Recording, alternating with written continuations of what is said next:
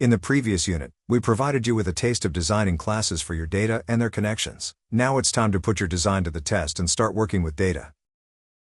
We'll be building on the design concepts we discussed in the previous unit, so if you haven't gone through those videos yet, you might want to briefly explore them. Throughout this unit, we'll introduce you to how you go about creating, connecting, updating, and deleting FlexVertex objects. This will include adding and adjusting properties on data objects as well as connection objects.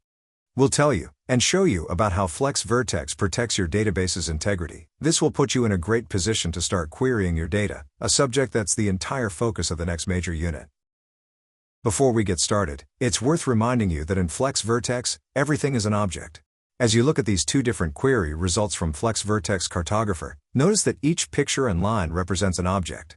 For example, in the left diagram, Haruto and Marco are both represented by database objects, so is Mexico City, but the business and leisure connections are themselves objects, which happen to be derived classes from a base class known as visited.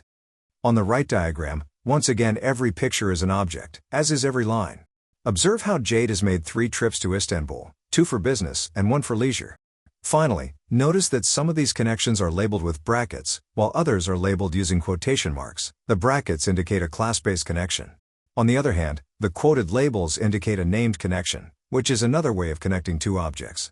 We'll review that in a later video in this unit. As you've already learned, properties are what store your actual data.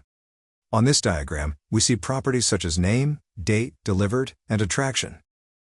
Recall that properties may be associated with data objects, in this case tour and tour provider, and that they also may be associated with connections. For this example, that connection is of the delivered by class. In the next video, we're going to present you with the numerous ways you can interact with your FlexVertex data.